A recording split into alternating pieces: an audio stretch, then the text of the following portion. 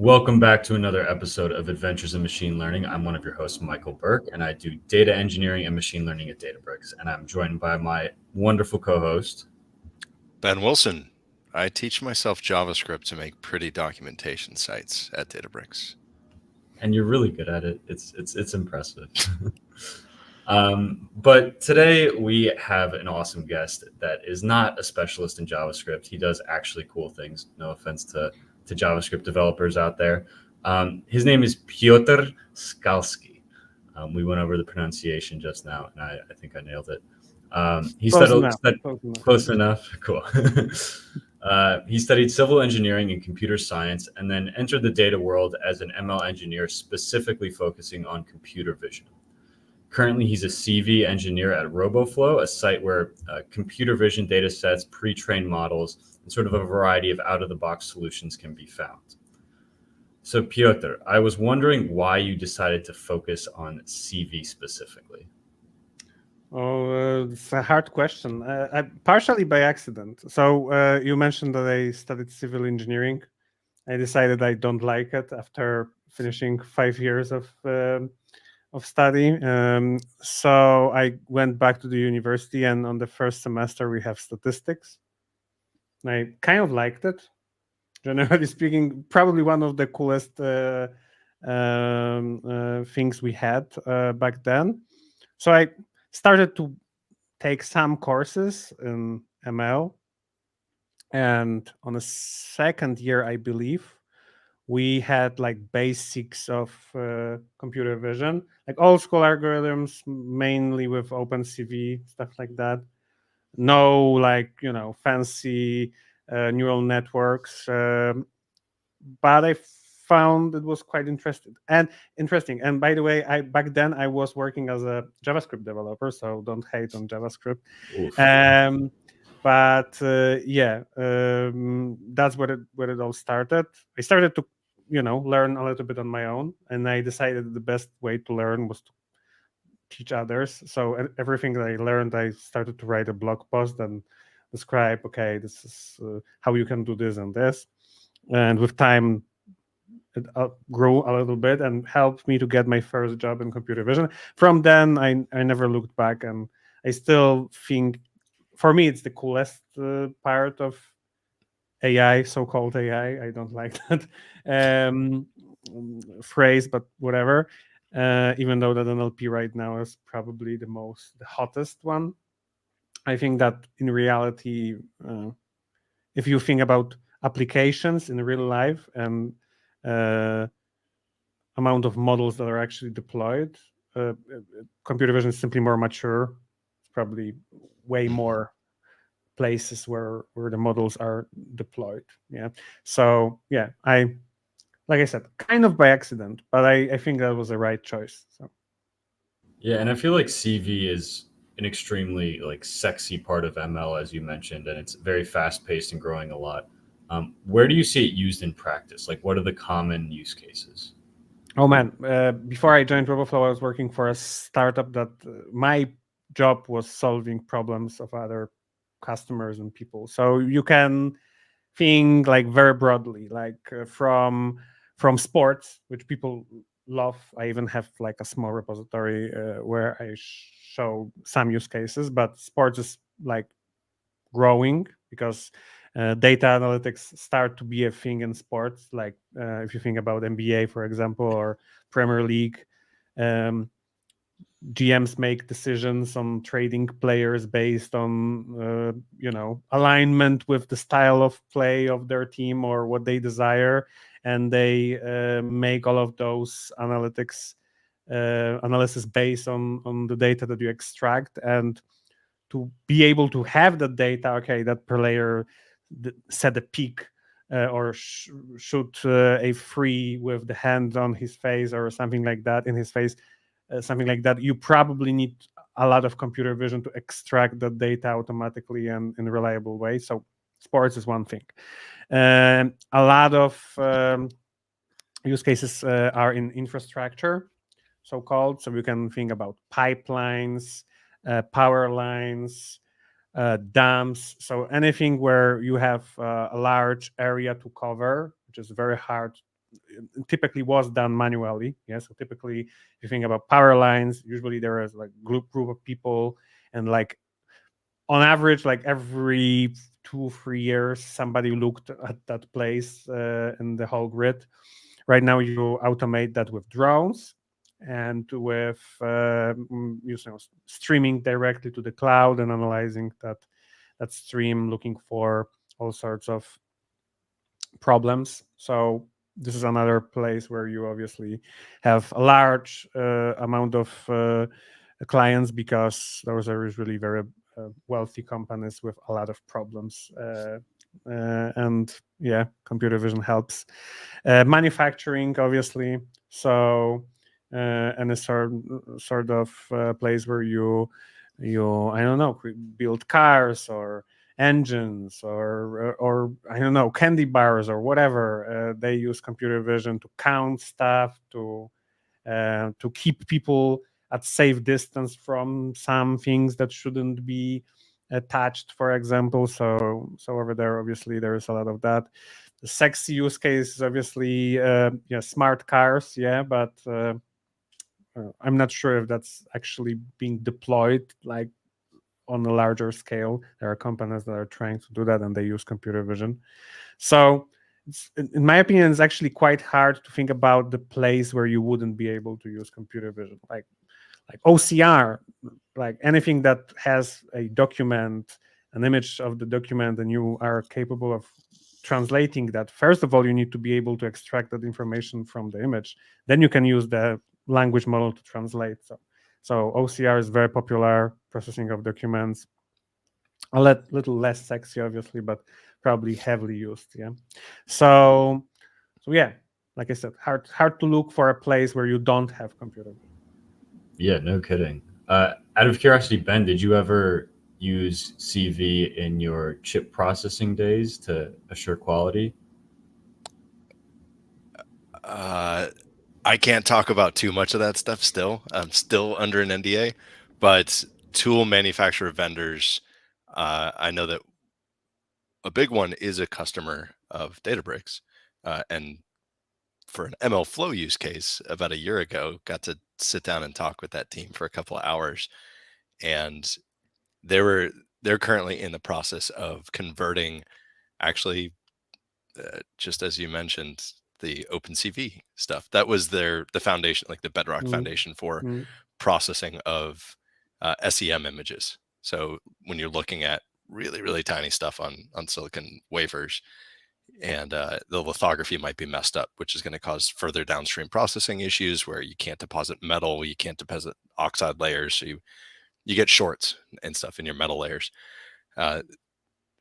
They have a system that's been in place for years that is based on traditional, computer vision object detection, and they're running in parallel, doing, like we talked about before we started recording, torch models that are super sophisticated, and they're able to make inferences about whether something is a problem or not.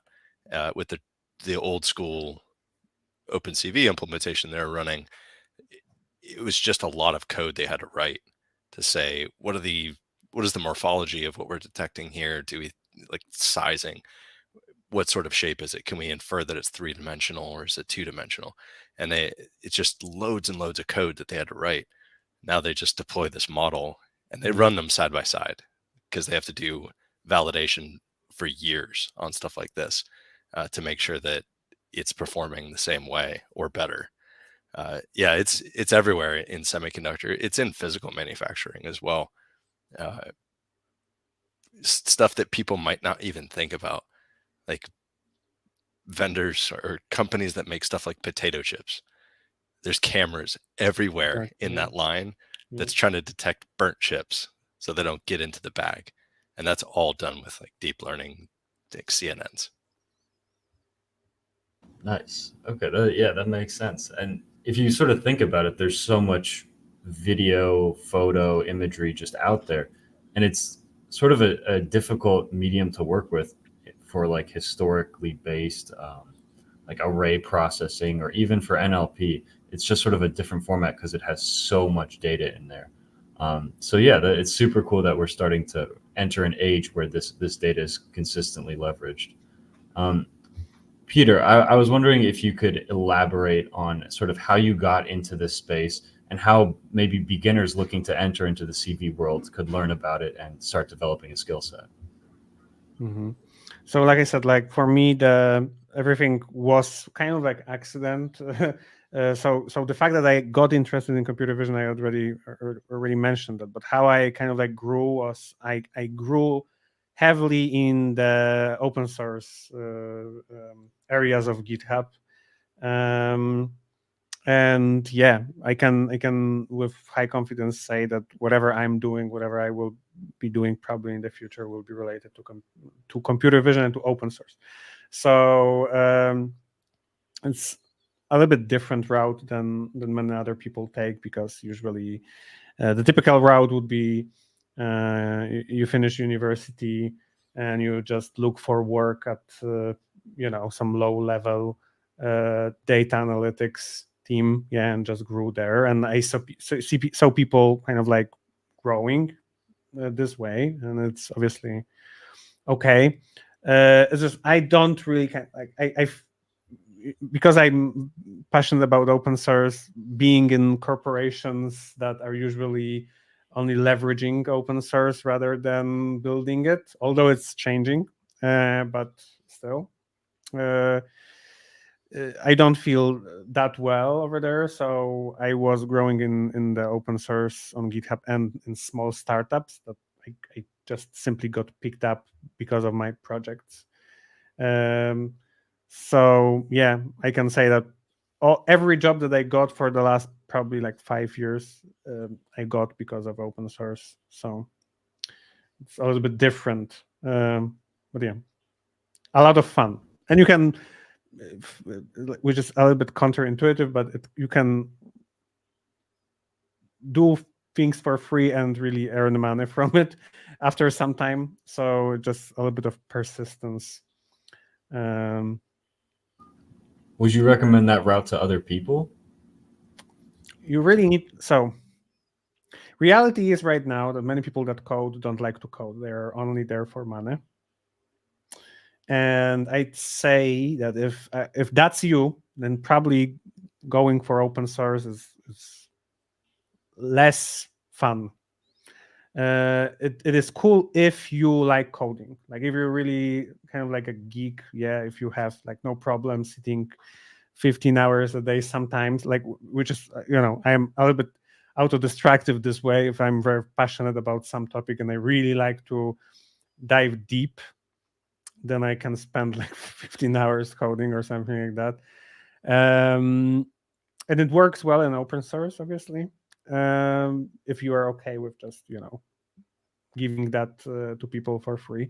If that's you, then absolutely. I think you will have a lot of fun. You will find a lot of friends online because of that. You will have a lot of really cool conversations because of that. So depends. Yeah. If we talk about real geeks, let's say, then yeah. I have a sort of a personal question for you, and it's about the culture of the country that you come from. Mm-hmm. Anecdotally, I've noticed over the last 15 years, Okay. people who are kind of in your generation, right? Mm-hmm. They're really good at software development, like shockingly good.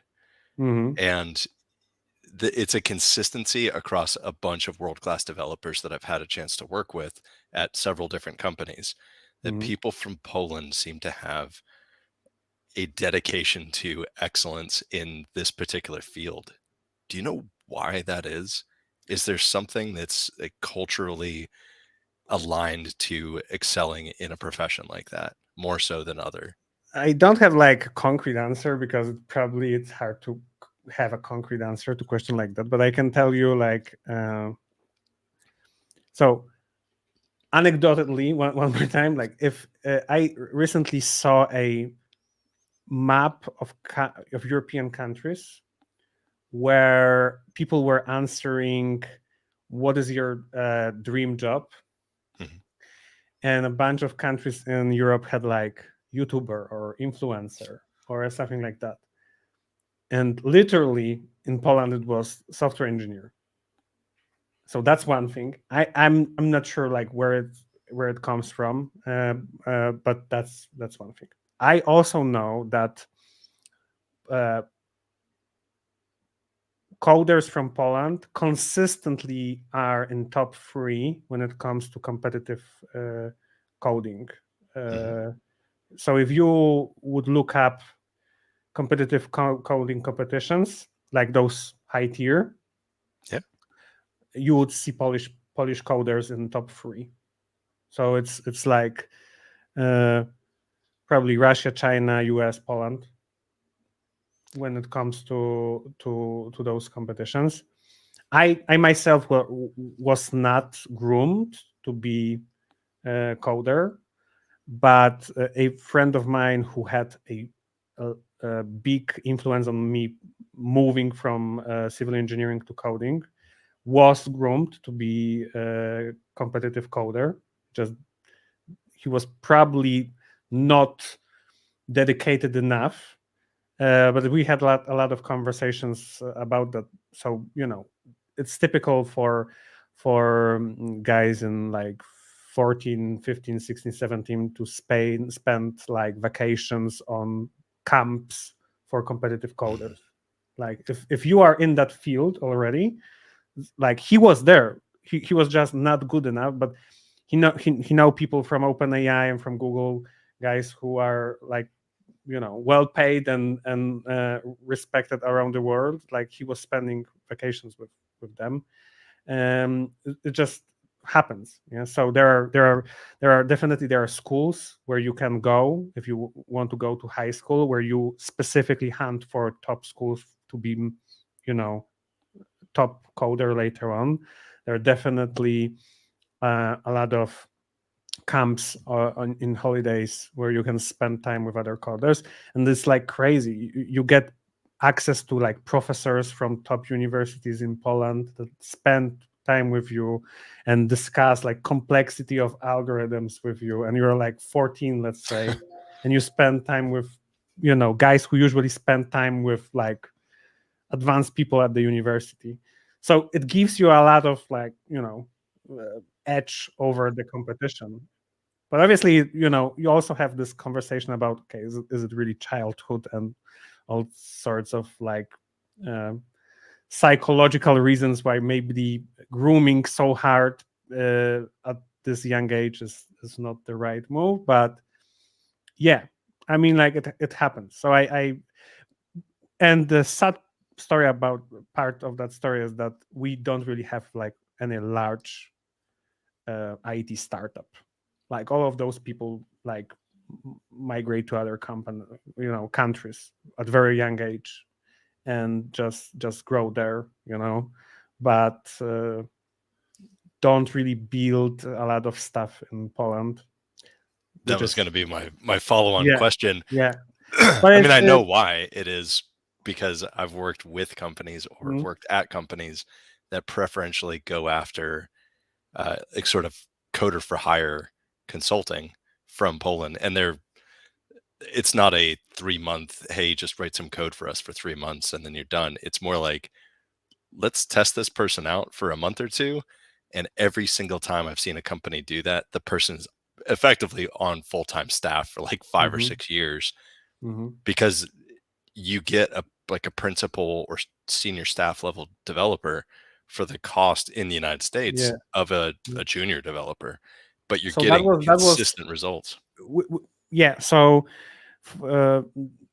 definitely we had this people from Hungary also. I guess when you consider value for money, you're probably in the right spot. But it's also changing when we talk about not about the skill set but the price tag. I guess the COVID changed a lot of things, because before COVID, it was very typical for people in Poland that you worked through like some middlemen. Yeah, so there was a company in Poland. They hired like a bunch of developers, like 300 of them, and they just lease them to companies from outside Poland. Office, everything that was the status quo. And through COVID, initially I was super scared, but after some time in COVID, I worked for like 3 companies at the same time, and I left that middleman, and I guess everybody is happy. I get paid more. They pay less probably than they would pay for me through the middleman, and everybody is happy. So I think that right now is very typical that we work directly for companies outside, but that wasn't the case before COVID. Before COVID, I would say many people work through the middleman. Right. Yeah, at Databricks, I had the privilege of working with a Hungarian contractor at DataPow, and it's the exact same thing. They're sort of a middleman that lease out really top talent. And we went to an onsite together, actually in Warsaw, and we were chatting about how the middleman basically takes 30 to 50% of the salary. And if you sort of have an open source version where people can either build a relationship and then work directly with the customer, or there's a free version or something like that, it's a lot more economically efficient. And sure, yeah, and I'd say open source helps you to do that, because the main problem is how do you find those people? Like, you need to be able to be found, and if you are just coding at work and don't really contribute anywhere and don't have those conversations and don't meet cool, interesting people on the internet, then it's quite hard to be found. And those companies for years were kind of like leveraging that. If you have 300 developers and marketing team, you can get found. So right. Yeah, I've heard Ben preach this, like, just build good stuff and everything else will fall into place. Do you feel like you have to add sort of a marketing layer on top where you're like pretty and going to meetups and like putting on the face of a good developer, or do you just need to be a good developer, in your opinion? I'd say I go to like 1 or 2 meetups a year, honestly. I do some remote appearances. If I don't know, if the meetup is in Montreal and I'm in Poland, then I'm happy to be remotely. So I don't think that you need to do a lot of this like hardcore networking, which many people believe is very hardly required. I'd say I'm pretty good at hyping projects that I work for, and I can do that straight up through Twitter and LinkedIn probably. So I don't think you need to. I think that marketing projects is important for other reasons. I don't like to code for my own. Like, I don't like to just, there are people who just are like, I can spend weekend hacking something and I will push it to my private repository on GitHub and spend time from time to time changing something, and that's okay. I like to build something that is used by other people. So I get like very bored very quickly if I do something that is not used. And it's kind of like naturally because of that, I got better at hyping projects. But depends. If you just want to do that, then to code for yourself, then it's okay. But I guess then it's kind of like it's still hard to get found. If your repository have 3 stars on GitHub and it's you and your 2 pals that you spend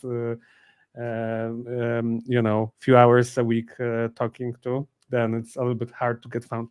So it is important, in my opinion, to be able to market that, but in a very like lean back and very non it's like not in the way that many people think that you need to do that. So you need to go to meetups and talk to people and invite them on LinkedIn, and then if you will be very persistent in talking to them, they will hire you, or I never liked that, and I don't really believe that works. Maybe that works in like San Francisco or something like that, where in any meetup you can meet like people from like Fortune 500 companies left and right. But in Middle Europe, if I go to meetup, I don't see a lot of people from those companies, honestly. Even in San Francisco, it doesn't really work. I think it. Some people believe that it works because they're like, oh, I heard this one guy who met this person over at this tech meetup at this museum of art. That landed him a job at this big company. It's like, no, they happened to be there and they met that person, but that person then looked at their GitHub profile and saw that they had 17,000 commits to 36 different open source packages. Probably not because of one conversation over the beer. Right. Yeah. And the best way to get attention, increase your chances. Probably, it's always like one more thing that can increase your chances. Yeah. But I'd say like if you will do cool demo and post it on Twitter, you can reach out to like 100 of people like this guy and meet them. So it doesn't really matter, I'd say.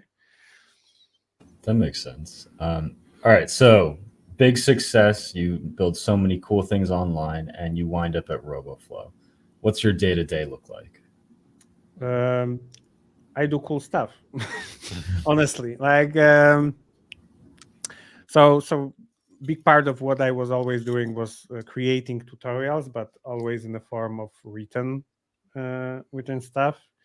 And since I joined RoboFlow, I'm doing a lot of tutorials about computer vision, but in a video way. So that is an adventure. I get to play with like latest model, and it's part of my job.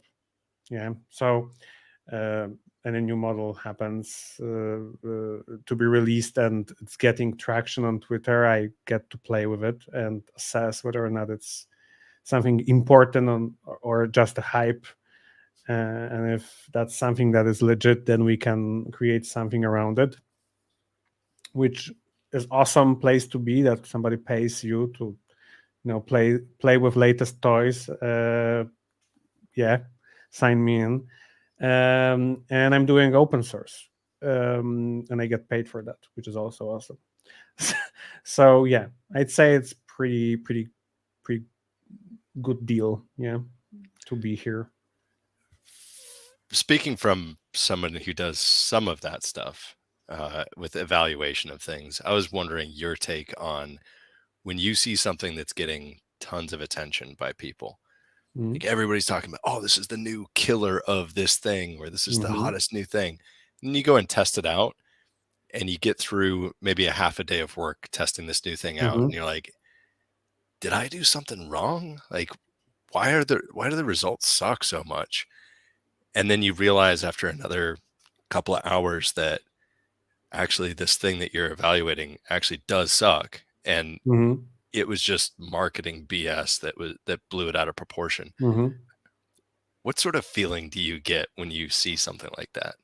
So I'd say like cherry picking results is very popular. Like what I do is usually like on the edge of like legit research. So people from universities that just work on latest, models and open source, because they usually open source that code. Usually, because I see also a trend of not open sourcing the code, which is a little bit alarming, but I hope somebody wants to start a company. Yeah, I guess so. And also sometimes you have collaboration, like you have like big tech founding a research at the university, and then they are resistant to publish the code. They can just talk about the research itself. Different story. So cherry picking is a thing. So very often they just run like 20 tests and they just pick the 3 or 4 working examples, and the rest of it is like so. Yeah. So I can tell you that I usually write about it.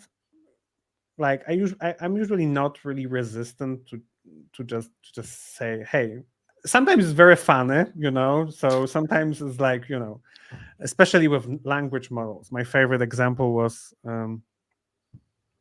Llama 2 was released, but so with the language model from Facebook, and it was like by itself, it was like after people started to work on it and fine tune it and optimize it, it become like a juggernaut. Everything right now is built on it. Yeah. The plain version of it was like super politically correct, and one of the Yes. things that was super funny about that is when you ask it about how do you kill a Docker container, for example, or Linux process, and it was like you cannot hurt and you cannot kill, and it's wrong, Yep. regardless if you talk about living being or something that is Yeah. like. It's like, no, it's a So container. it was like It's I fine. was like, God damn. It was too much of correctness injected into that model, for example. But it is just a fun example. But it happens a lot that those models are, hyped by companies. I just usually end up at just saying, okay, this is what I found. This is funny. But I think that there are better options. So I have a good place that I am not forced to create content, for example, on a model that suck, which would be very problematic for me. So yeah, I'd say publish fun story about it and just move on. That's usually what I'm doing. Yeah.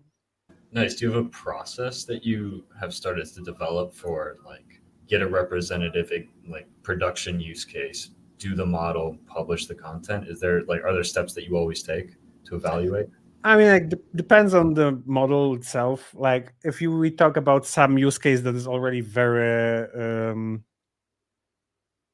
like, if I worked with 15 different object detectors in the past, for example, and it's just another real-time object detector, then I already am very comfortable with just going through the README, doing few examples and having opinion on it.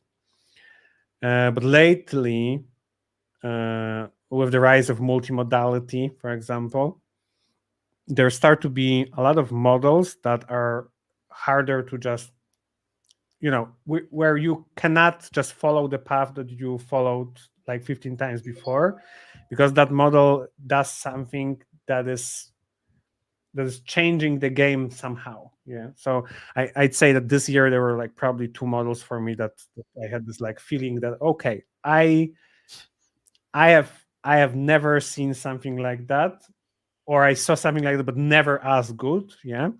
One of that is segment anything mode from Facebook, which was like super well polished model that was like killing everything from day one. And it was like nothing else. I couldn't like compare that to anything before. So like that model was like and it was so good because it enables you to do things that you wouldn't be able to do before. So then I don't have any process. I'm just opening Google Colab and try to hack some initial demos and share that on Twitter, and take demos from others, because people like, the beauty about the Twitter is that everybody is hacking, and usually when it's like something hot, then everybody is like cooking the same things and thinking about different angles maybe, but you can learn a lot. So through the first few hours on Twitter, there's so much happening that you can get gain a lot of knowledge from this, but also like you feel the buzz also. Yeah. So if that's another like model and it's like just like tiny better at some specific metric, this is usually people ask me like, which model should I use, and I rarely say that you should look at the metrics, because in my opinion, like if we talk about like real-time object detectors, then top 10 of them are probably like so close to each other when it comes to that specific metric, because everybody's like optimizing the hell of it. So for me, it's like license, how easy it is to deploy, like does it have package, does it have community?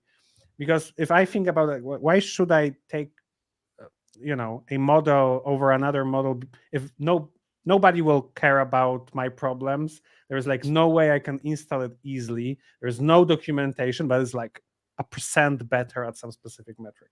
Like in practice, it usually doesn't matter, pretty much. Yeah. So to sum it up, yeah, if I even recorded some videos about it in areas that I already encountered, like 15 different models. I follow some path. If the model is doing something completely different, then I just spend a little bit of time, which is usually like 15 hours after the release, to kind of like understand what's going on, and yeah, I have an opinion on it. So with something like segment anything, which is transformative with how sophisticated it is, when you see something like that and then compare it to an extremely expensive paid option like Adobe Photoshop, their algorithms and how they do stuff like that, what are your thoughts on how like the performance and functionality within private software and the research that's done internally for like profit compares to open source? And what are your thoughts on, would we be in a different place, humankind, if for-profit companies just gave that stuff away for free? So obviously it's like there are different dynamics when you compare open source and product. Yeah. So Photoshop, for example, started to release, let's take different models, like the diffusion models that can in-paint stuff on the image or extend the image beyond the original borders. Yeah. So they released that probably like a year after I was doing that in Google Colab on my local machine. Yeah. Obviously what they released, like the thing that we need to understand is, like, if you are a coder and you feel comfortable in this area, you can hack those solutions probably way before they will release that as a product. But 98% of people will not be okay with having that experience. Right. So I understand why building the product, like, I understand why they charge money for it. Yeah. They don't really charge money for how great that feature is, because honestly, like, if you take Stable Diffusion, Excel, you will be able to do the same things. You can do that. You can go on Hugging Face and in the free space probably hack something over there.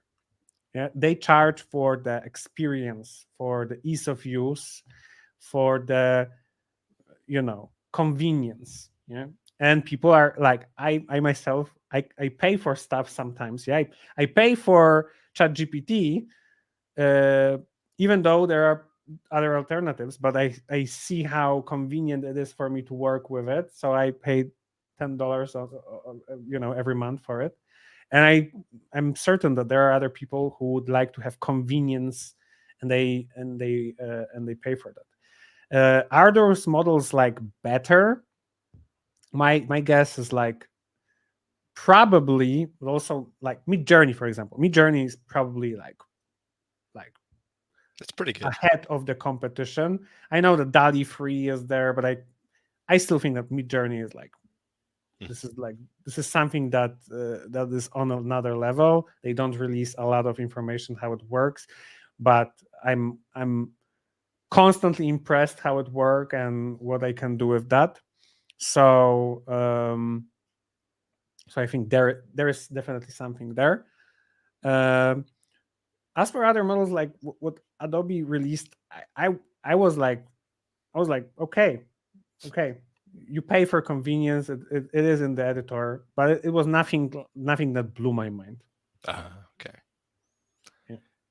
Yeah, I have a similar experience, which is sad to say, because we work for a company that hosts some of the most cutting edge open source language models.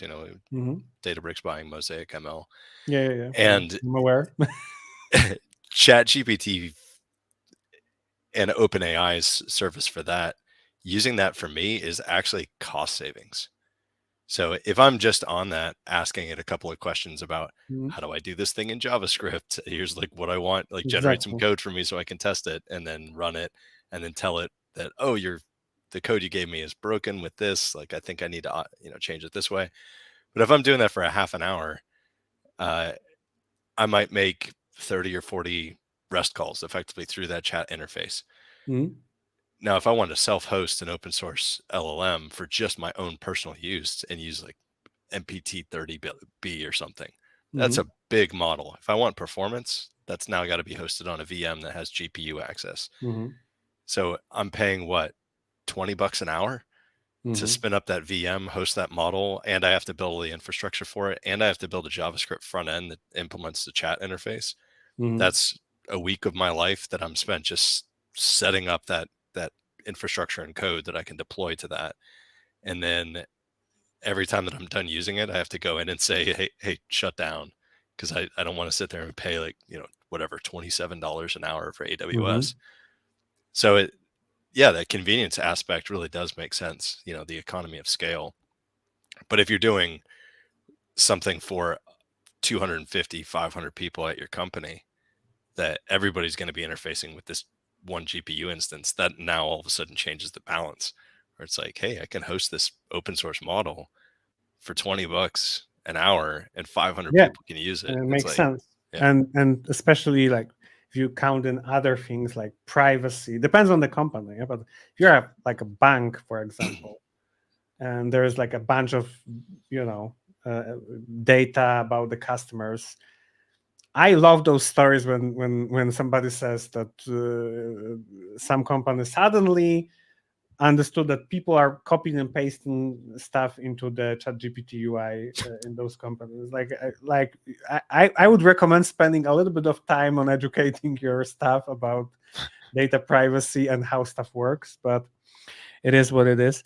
But talking about the tools, like you said that you use those LLMs to help you do stuff faster.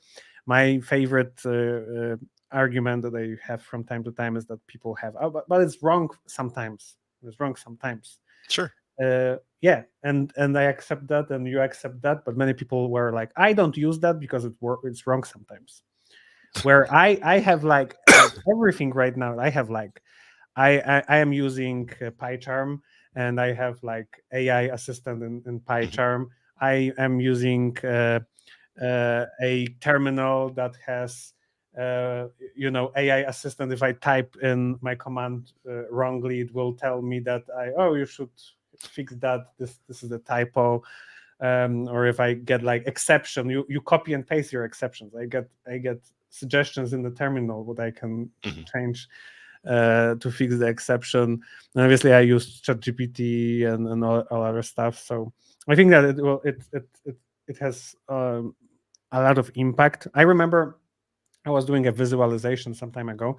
I was doing like embeddings of images, and then I was visualizing that in 3D space. So I was using like a model to create like a vector for every image, and then you can limit the dimensionality of that to like 3, and then you can visualize that as a dots, and you can see clusters of images with similar stuff. And so I was working on a demo where I was doing exactly that, but I'd say I would like to be able to click on that dot and see the image associated with that dot. That would be cool, or hover on it. There's nothing like that. But you can hack solutions using like Plotly. This is like Python library that's awesome because it's like half Python, half JavaScript, and you can get interactive visualizations. And I know a little bit JavaScript. I know Python. I work with Plotly, but doing custom stuff in Plotly is like a lot of headache. And I done that in like 20 minutes with ChatGPT. It blew my mind. After that, I was like, that would take me like 8 hours easily. Figure it all out, read the documentation, watch the tutorials, So I think that there are definitely things where you can leverage that, and it will like work like charm. You just need to be aware of of the potential traps that can happen, and just maneuver wisely, and that's it. So I think that people in our space need to make a peace with the fact that this is the reality, and either you use it or you don't. But either you use it or you're a dinosaur, in my opinion. Pretty I much think not everybody. yet, but it's going into that direction. It's going to. I mean, it's a quick and easy way to become a 10x developer. If you're already a really good dev, and you put stuff like GitHub Copilot into VS Code or PyCharm, and you have GPT-4 there as a plugin tool, it's just stuff that it's not going to make you better at coming up with ideas or building bespoke implementations. What it is going to help you with is the stuff that I'm sure you use it for the same thing that I do. Like, hey, I need to do this one thing that I know that it's going to take me a day to figure this out. How it works, but I don't remember exactly. Or automating away boring stuff that we don't like to do. Yeah, I write doc strings with it all the time. Yep. In unit tests, you're like, hey, I had to write this function that does these 7 things, and it has these guards against these 5 different exceptions that I need to handle. Please write these 7 tests for me. I don't want to write these because I hate writing unit tests. And then you can go in and tell it like, oh, you need to adapt this a little bit differently, and it responds to that, and we'll fix it. What it generates. I think it's going to become such a part of software engineering in general. And I see so many other engineers using it day in and day out. You just become so much more efficient because you're no longer context switching to annoying stuff. But there is something that I'm a little bit scared, which is how is that influencing the junior developer role? Like, what is the influence of those tools on junior devs? Do companies still need junior devs at this point? Like how because if I recall myself at the very beginning, I'd say that a senior dev with ChatGPT can do a work of junior dev definitely a lot faster than the junior dev can do that. And if you price their compensation and the time, I'm not sure if that's cheaper to have a junior dev. So the question is like, will that be distractive for the junior dev role? And also, like, suddenly everybody can be a junior dev because everybody can have ChatGPT and just minimum knowledge, and they can just oh, how do I do this? And you will get the code. So that's something that I don't yet know. Is it a positive factor or negative factor? But it's definitely the part of the community that's the most vulnerable to getting automated, let's call it this way. Yeah, some of the tasks that a tech lead would give to a junior dev, I think that will change over time because some of it can be automated by somebody who has much more context. So you just give different tasks to people to make them learn and grow into senior devs. Yeah. One of the things that I saw recently in the last couple of days that really blew my mind with the latest build of GPT-4 is intuitive generation that kind of inferred what it was that I was trying to do. To give some context, I was building a new API and pasted some code from our open source repository that is related to what that feature was being built on top of. Built the feature, pasted none of that code into the terminal. Like, it didn't have any context on that. And I just wanted to see if I described what I wanted it to do with context of what the pre-existing code was. And then I wanted to know if it could figure out what I built that it didn't see. And it built the applied usage of the API correctly on the first try.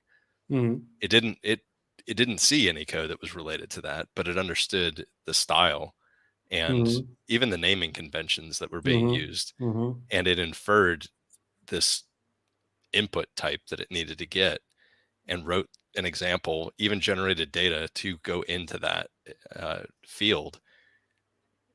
And I think that sort of intuition, which was missing in earlier versions, like 3.5 cannot do that. It's not that sophisticated.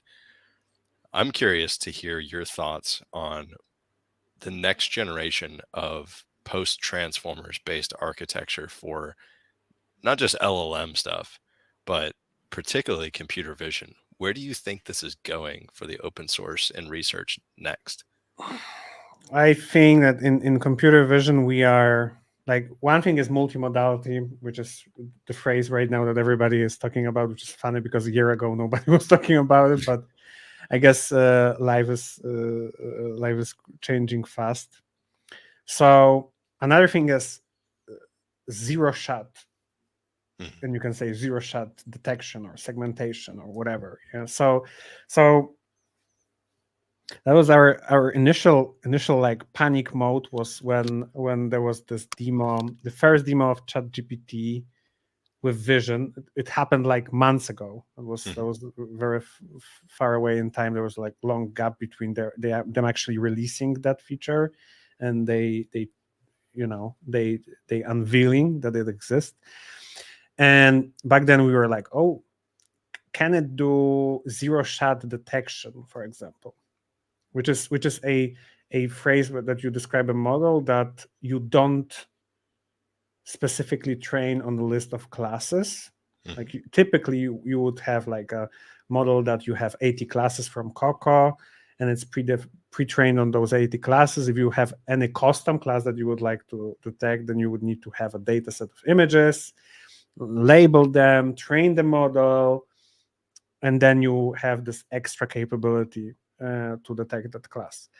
With what is happening right now, there is like, I was on CVPR, which is the largest conference in computer vision this year, and there was like a ton of papers that were dedicated to zero shot segmentation or detection, which is pretty much detecting anything. So I was doing few examples. I had like I usually use photos of me and my dog in different circumstances, and we're in a restaurant. I had my dog on my lap, and I was like, okay, find the tail of the dog, and it drew bounding box around the tail. I was like, okay. I was looking for like weird objects on the image, and there was like a drink with the straw in it. Like straw was like, I doubt there is a straw in any data set, and it was capable of detecting that straw on the image. So it's like what they do is they train on large image data sets, but they also train on text data sets, and those relations are described in the text rather than vision examples. Yeah. And then the model, when you ask for some object, then the model kind of like use the knowledge about the world to locate something on the image that would fit the description. So I think that we are going into that direction. The current situation is that there are a lot of use cases where you need to have real time, in quotes, object detection, and those models are quite slow. So you need to probably have like a second or two for a single image to get processed, which is obviously too slow. But you can use knowledge that is already in those models to automatically annotate data sets to train those faster models, and that's usually what we do right now. And obviously, like, there are some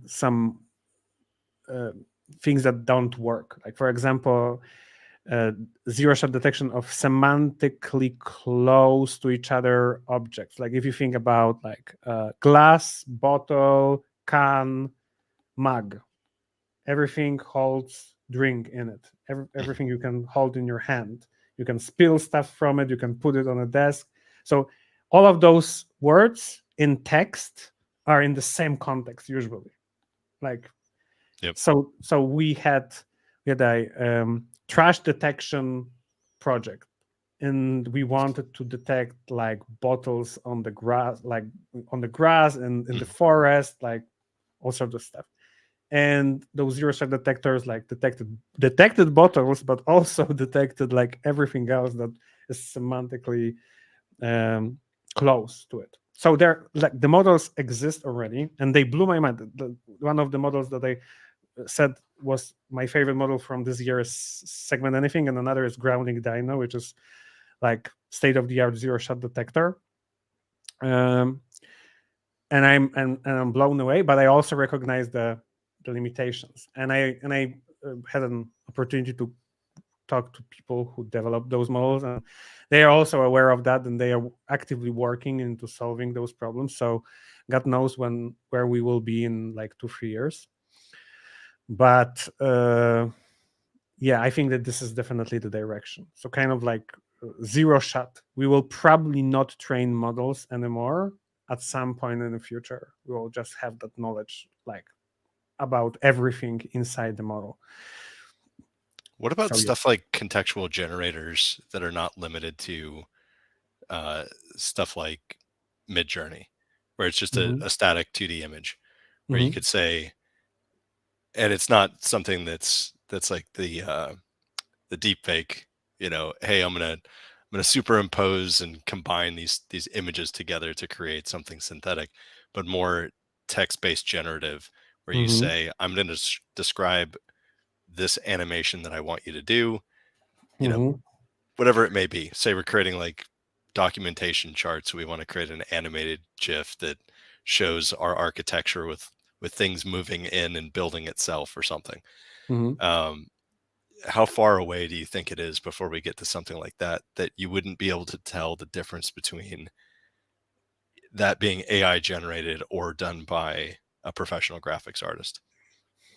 So there are different kinds of models in that space. There are models that you, for example, upload a single image and it can create a video from that image, and those are already exist. But if you look at those videos, those videos are usually kind of like limited, Right. like they're like super safe in a way that okay, there is like a person, and that person is like Turning. turning Right. around or just making a single step forward or something like that. So they are usually and it comes from the data sets that they're trained on, because those data sets usually are very like short snippets of video, and you have a training process where you have like single image, and the model needs to like come up with the full video, and you kind of like, you know, so it's also coming from the data that they are using for the training. But there's that. Obviously, there are also like fully text based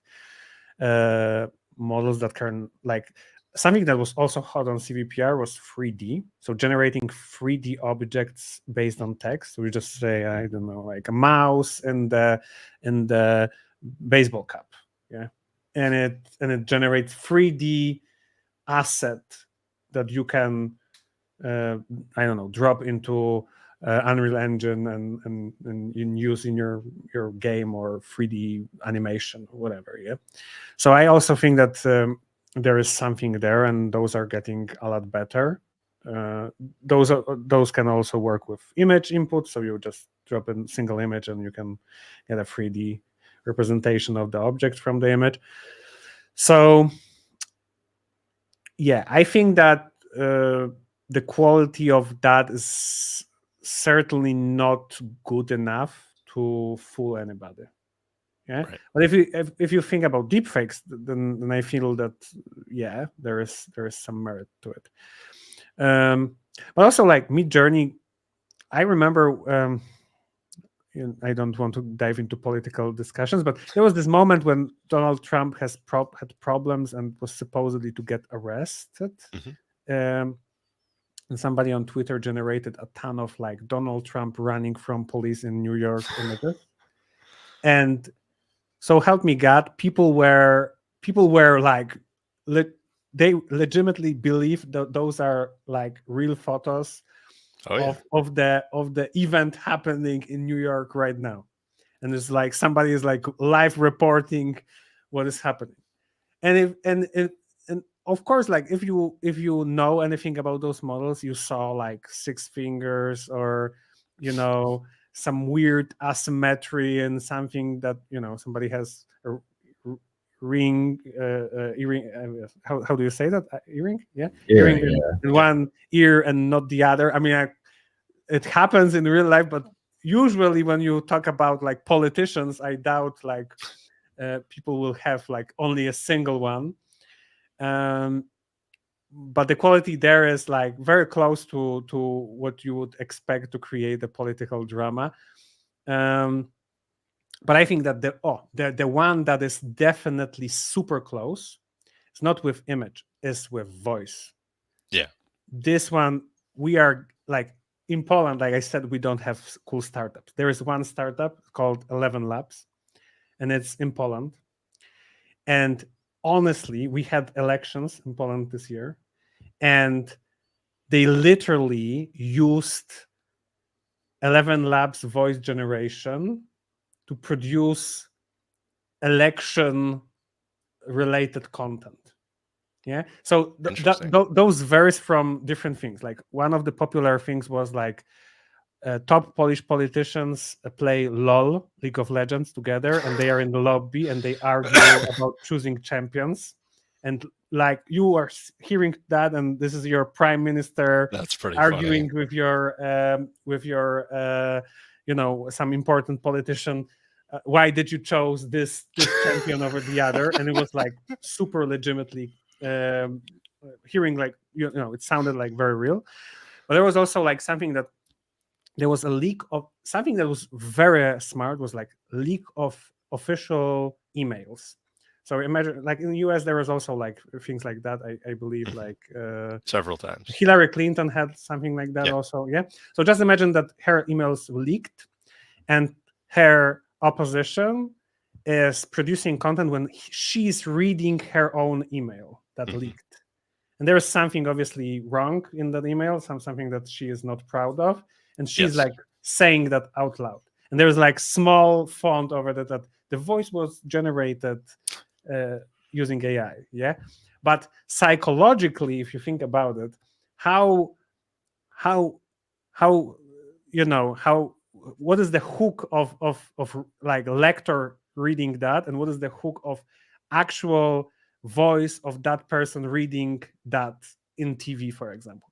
So this is something that happened this year during our elections. There was like a bunch of emails from within the government, and they even had this like voices where there are multiple politicians talking to each other, and different voices read parts that they say. And what is even cooler, you can actually modulate that so that they sound angry or whatever. Yeah, so if they can shout at each other, like crazy thing. And I think that in that area we are super close to fooling people that is actually happening. I know that there was also like very sophisticated attacks. Somebody needs to target you specifically, but people were also scammed. Like somebody is calling you and it's your wife, for example, like from different phone, but it's like you answer and it's your wife, and she's saying that she needs money. I don't know, she's in trouble, whatever. She had like an accident, lost her phone, but somebody very polite landed the phone, and she needs like money to pay whatever for the give me your credit card to be number, towed into the some place, whatever. And this is already happening. Like there was already articles about that happening in Poland. And it's actually very easy, because what you need to have is only 5 minutes of your voice. So just imagine how easy it is. Somebody can call from call center, have a conversation about like a new car. Doesn't matter what you talk about. Like it doesn't really matter. What matters is that they have 5 minutes of you talking, and they can clone your voice. And from that point, they can generate that voice snippets if they are short enough. Like you can even stream that, so you can do it in like semi-real time. Yeah. So yeah, that part is the scariest, I guess right now. Like, there's some fun YouTube channels that are out there that, to get away from the criminal aspect, but of using this technology to have very famous people through history that we do have voice recordings of people that have been dead for Mhm. a long time, Mhm. narrating documentaries that have been made about their original work, which I find fascinating. People using that generative audio technology, and it's just surreal when you're like, hang on, the video for this was definitely shot in 2023. Yeah. And that person died like 30 years ago, but it sounds like they're actually narrating what's on screen. And you really can't tell the difference between what they're saying and, watching some news footage of them from decades ago. It's fascinating. It's almost like bringing They somebody can back. also speak in different languages, which is also super awesome. Like if we talk about positive aspects, one of the things that is happening right now also is the combination of voice and lip movement generation, where you can pretty much voice over movies with the original actor's voice, and the lips are moving accordingly. There's a startup, I don't remember the name for it, but they work with like Disney or Warner Brothers, it doesn't matter. And they can translate movies using original actors' voices with lips moving accordingly. So it's like kind of like weird when somebody that from Hollywood speaks like fluent like Mandarin or whatever. Or Polish. Or Polish, yeah, and like no accent whatsoever. Yeah, I'm not sure if we will go into that direction, because it's like maybe with younger generation they will be so used to that happening. But for me, it's like I get like something in me says that it's something is wrong. But like if you heard Nicolas Cage, like he sounded like he was from Warsaw, you'd be like, what the heck? Yeah, what the heck? Yeah, but I can see that being interesting and useful for a movie industry, for example. So there is also this trend of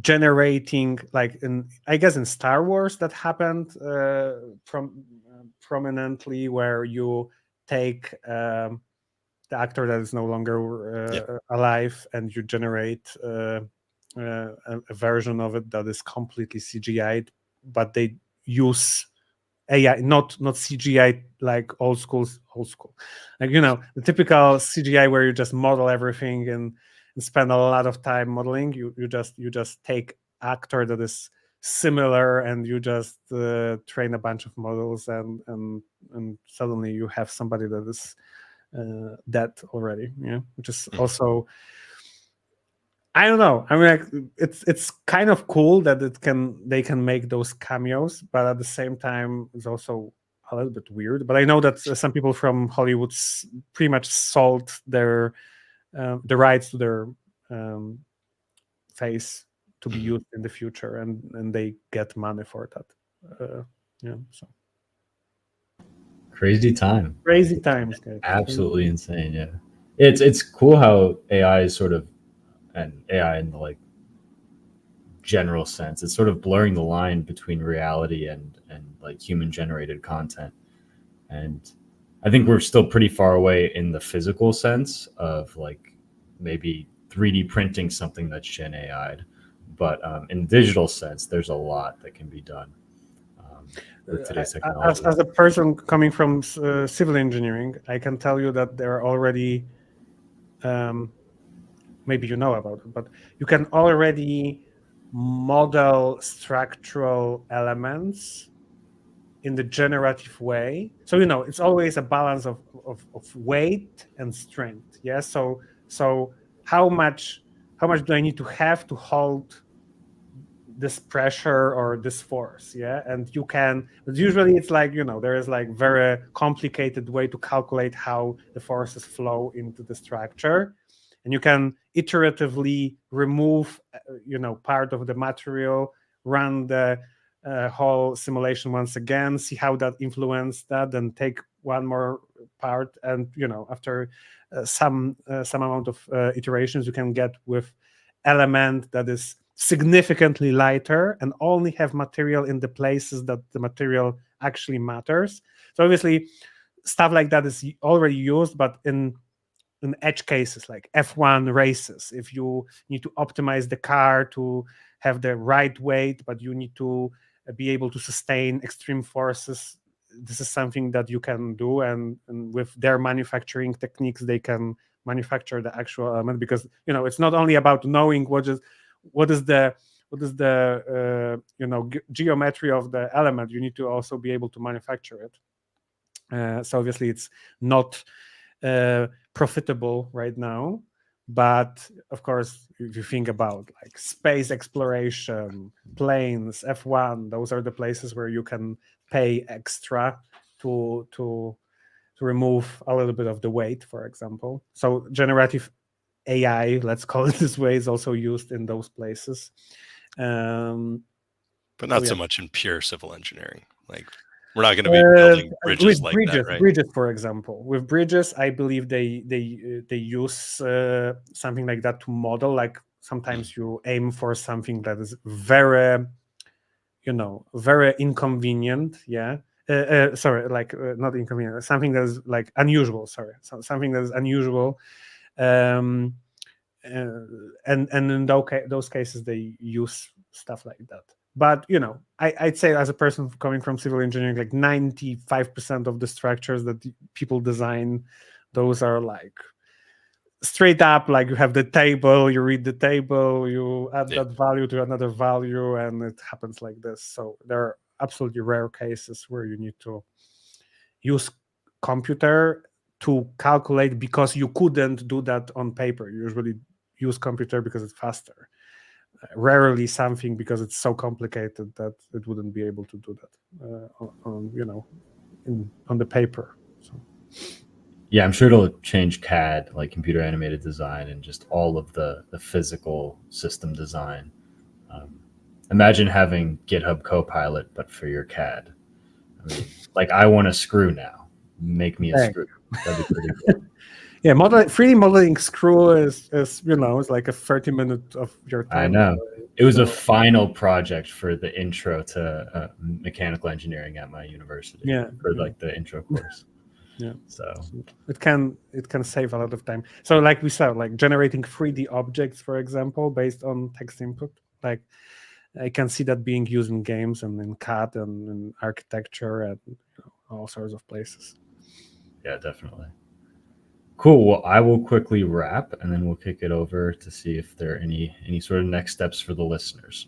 So to summarize, we talked about a lot of really, really cool stuff.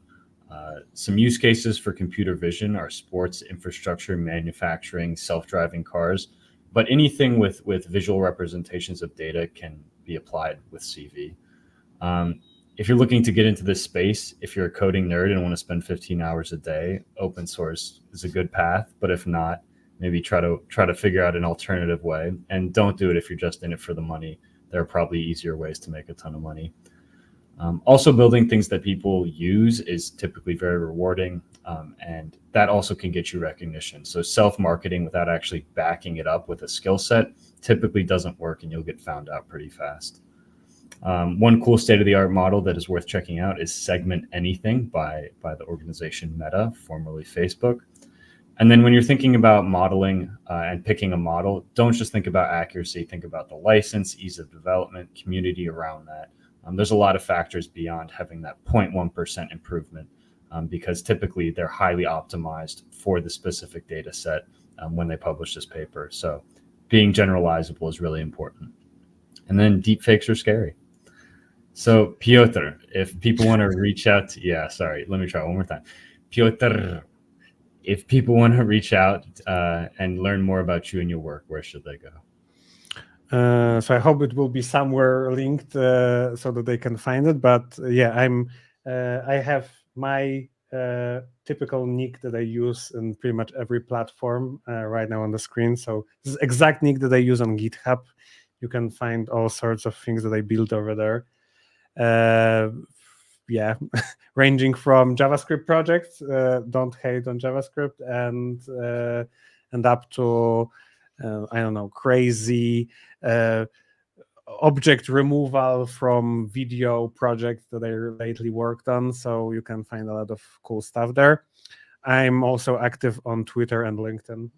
So if you are not yet spammed by people on the internet, you can certainly follow me.